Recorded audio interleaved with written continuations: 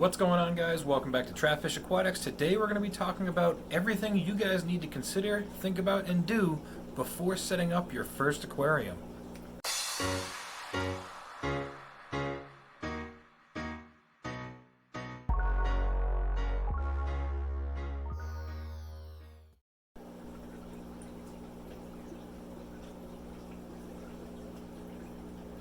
He was staring at me. Alright guys, so the time has finally come. You've finally decided that you want to buy an aquarium. So you're going to go out to the store, you're going to get it, you're going to get some fish, you're going to bring it home, set it up, kick back, relax, and enjoy your new fish tank. Well, unfortunately, that's not exactly how this works, right? There's a lot of stuff that you need to consider before you go buying your aquarium, and put some serious thought into it so you can make sure that you're successful, right? And one of the first things that you really want to think about is how much room you have to put in an aquarium and how big of a tank do you want, right? And there's a lot of things to consider with something like this. And the first one's going to be your budget, right? How big of an aquarium do you actually want? Or how big of one do you need? Bigger is obviously going to cost more money up front, and it's going to cost a lot more to maintain over time as opposed to a smaller aquarium. What kind of fish do you want? Right? Did you really put any thought into what kind of fish you're going to get before you buy the aquarium? Do you want a whole bunch of small fish, or do you want bigger fish? Right? That's something you kind of need to know before you buy the aquarium. Where are you going to put the aquarium? Are you going to put it on a table, on a dresser? Are you going to buy a stand specifically for that aquarium? And how much time do you actually have to dedicate to do basic maintenance of the aquarium, to maintain the parameters, to clean the aquarium, to take care of the fish? You know, how much time in a day or how much time in a week do you have to set aside to actually take care of it? And those are a lot of things that people don't really consider when they first decide they want to get into aquarium keeping. So this video is going to talk about that a little bit. And the first thing we're going to talk about is your budget, right? So larger tanks versus smaller tanks. And obviously a larger aquarium will use 125 gallon because a lot of people see that and go, whoa, that's huge when you're looking at it in a fish store or a pet store. And you can get them for about $500 to $600 for the tank and stand at, say, PetSmart or Petco. But with that $600 purchase, you're also going to have to buy bigger heaters, bigger filtration, more substrate, more plants, decorations, driftwood, things like that. And usually when you have a big aquarium, you buy more fish. And in the end and in the long run, that's going to cost you a lot of money. My 125 gallon aquarium, when I first set it up, cost me well over $1,000 to get everything that I needed to get it running and working properly. As opposed to, say, a 29 gallon like I have sitting here next to me, cost me maybe $100 to $150 to set it up all the way. And I enjoyed that tank just as much as I enjoy my 125 gallon. So do you really need a big aquarium, or will a smaller one do? Another thing to consider is your water parameters. In a slightly larger aquarium, it's easier to maintain water quality and parameters with a larger volume of water as opposed to a smaller aquarium. So 125 gallon, it's going to be easier to maintain that water quality as opposed to a 29 gallon. But a 29 gallon is going to be easier to maintain than, say, a 5.5 gallon. So it's all in perspective on how easy it is to maintain quality of water. And by quality of water, I'm talking about the pH of the water, the temperature of the water, the ammonia, nitrite, and nitrate levels of the water, as well as maybe water hardness, right? So those are all things to consider before purchasing a specific aquarium size. And the next thing that's super important before determining the size of the aquarium you want is what kind of fish do you want to keep in that aquarium, right? So you can't just go to a pet store and say, I want cichlids, and you go out and you buy a red devil cichlid, and you buy a black convict cichlid, and then you go buy some blue acaras, and then you go buy some babunas, and then you go buy some peacock cichlids, and throw them all in an aquarium, because everybody's going to end up dead except for the red devil, because the research wasn't done. You didn't look into the needs of the fish, you didn't look into the compatibility of those fish, and if you had done that, you would have seen that red devils are extremely aggressive and will pretty much kill off all of those fish. So that's one thing that you definitely need to look into, is the compatibility of those fish, to make sure that certain fish can go with other fish.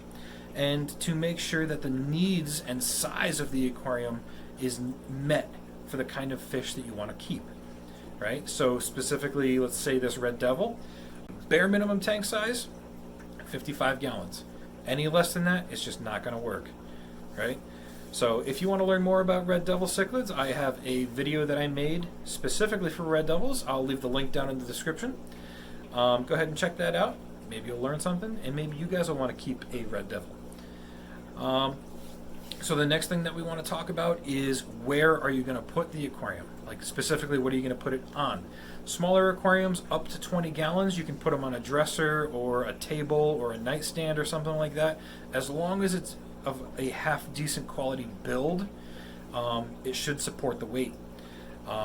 Roughly every gallon of water is about 8 pounds, but for the aquarium purposes, we say 10 pounds per gallon, and that's going to equate for the water, it's going to equate for the tank, and it's also going to equate for the substrate. So 10 pounds per gallon makes it super easy too, because a 20-gallon tank times 10, that's 200 pounds. So do you think the item that you're putting this aquarium on will support that weight? And generally speaking, anything over 20 gallons, you're probably going to want to purchase a specific stand for that aquarium. Anything 20 gallons and under, you could probably get away putting it on top of your dresser, all right? It's going to be able to hold that weight perfectly fine. Anything more than 20 gallons, it's a little sketchy at that point. 10 gallons of water on your floor is a lot of water. Trust me, I've had more than that on my floor, and it is a nightmare to clean up. So I don't want that to happen to you guys, so be prepared. Also, something else to do with your aquarium is location in your house. You want to stay away from windows, because windows are going to allow extra light in, and if you get extra light in your aquarium and you're not doing as much maintenance and you have elevated dissolved solids and excess nutrients such as nitrates, you can get green water, right? Which is a headache for a lot of fish keepers. It's not hard to get rid of, but it's a pain when you have it. Not detrimental to your fish, but unsightly, right?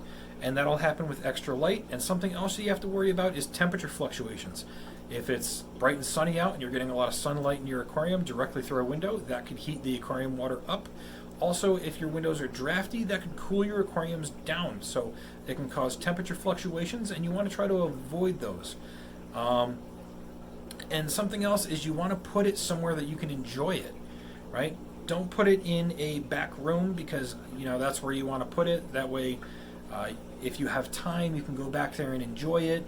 You don't want to put it in your basement where it's the only tank that's down there, because after 3 to 4 weeks, when the new tank, aesthetic has fallen off a little bit, chances are you might start forgetting about it, which is going to mean that maintenance is going to go down, feeding is going to go down, and the overall quality of life for the fish is going to go down. So you want to make sure you put it somewhere like a dining room or a living room. That way you're interacting with your fish every day. You're making sure that their quality of life is good, and they're making sure that you get enjoyment out of them because they're happy, right? So another thing, making sure that you have time for maintenance. If you only have an hour a week to do maintenance, maybe a 125-gallon aquarium isn't the right decision, because a 125-gallon aquarium to do a 25 to 30% water change, gravel vac the entire aquarium, remove all the algae, and do the filter maintenance on that aquarium is going to take more than an hour. It probably wouldn't take more than an hour to do it on a 29-gallon though, so maybe that 29-gallon is a little bit more better suited if you don't have a lot of time, right? A lot of new hobbyists come into this hobby and say, hey, I'm going to buy a fish tank, set it up, throw fish in it, and I've got new, nice, easy pet, and I don't have to do hardly anything to it. And that is a big misconception, because you're going to have to do those water changes on gravel vacs and algae removal and filter maintenance. And it's more than what people originally expect when they get into the hobby. And that can cause a lot of problems for people, because you'll buy the fish and then you end up killing them because you don't want to do the maintenance part. So make sure that you guys know this stuff before you go into purchase aquariums, and do the research on the fish. Make sure you want to know what you're getting, what's compatible, and make sure you have somewhere in your home that you can put your tank to really enjoy it and get the most out of the experience of aquarium keeping.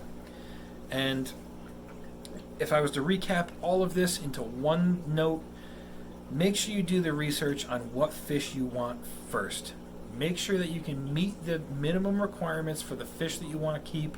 Make sure that you are researching the compatibility of the fish with other fish to give your aquarium and the fish in your aquarium the best quality of life that you possibly can. That is the number one most important thing. So that being said, thank you guys for watching Trapfish Aquatics. If you guys like any of the stuff that I use in my fish room or any of the products that I talk about or use personally, links down in the description down below. Thank you guys for watching, and I'll see you guys in the next video.